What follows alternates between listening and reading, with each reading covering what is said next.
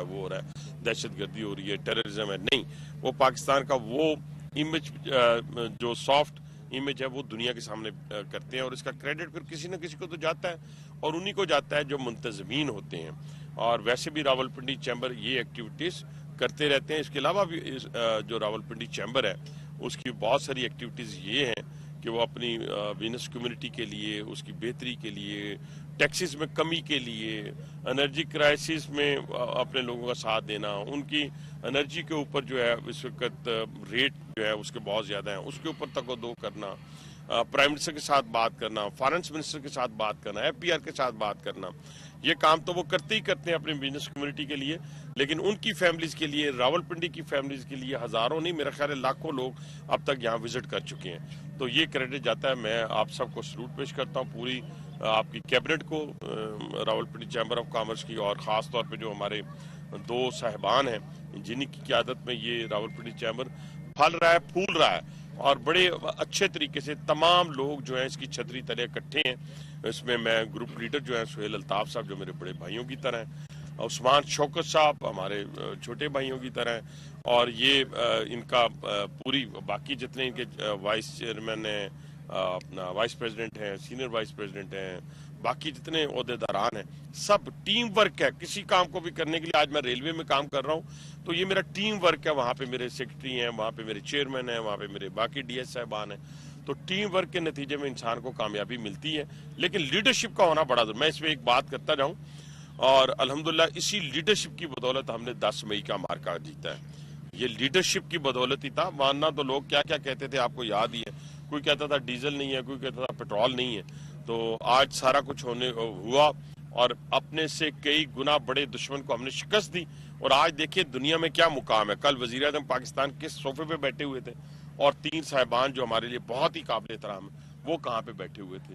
تو جب آپ کامیابی حاصل کرتے ہیں اور اللہ تعالیٰ کے فضل و کرم کے ساتھ اپنی صلاحیتوں کے بل بوتے کے اوپر اور طاقتور ملک بن کر دنیا کے سامنے جاتے ہیں, تو پھر طاقتور لوگوں کی عزتیں بھی اسی طرح ہوتی ہیں جیسی آج ہمارے فیلڈ مارشل اور پرائم منسٹر کی ہو رہی ہے. تھینک یو سو مچ.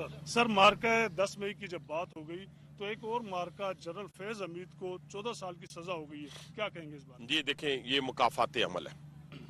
میں کہتا ہوں کہ آپ جب بھی کسی مقام پہ ہوں, جس اتھارٹی میں ہوں, آپ کو حدودوں کو یوتھ کو پھلانگنا نہیں چاہیے.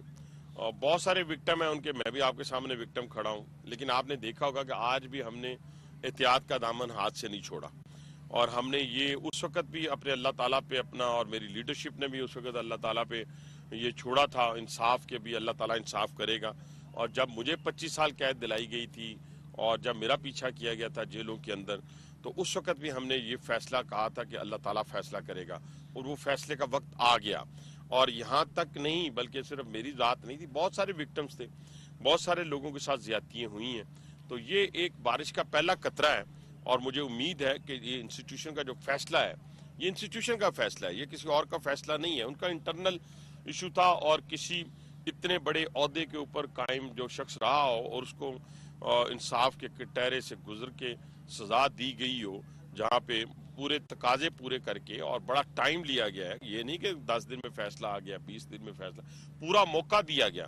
لیکن کیونکہ داغ میں بہت کچھ کالا تھا, اور میں تو بہت عرصے سے کہہ رہا تھا, میں آپ دوبارہ کہنے لگا ہوں, اگر نہیں کسی کو یقین تو اپنے چینل سے میرے پرانی فوٹیجز نکال لیں.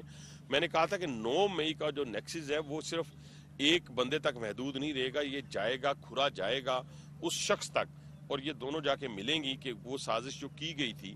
اب دیکھیں نا, بہت سارے ایویڈنس اس وقت میں نے کہا, یہ تو فیصلہ تو آج آیا ہے. میں آج سے 1 سال 1.5 سال 9 مئی سے لے کے آج تک کہتا آیا کہ یہ ایک ایسی سازش تھی جس سے پاکستان کے انسٹیٹیوشن کو کمزور کرنا تھا.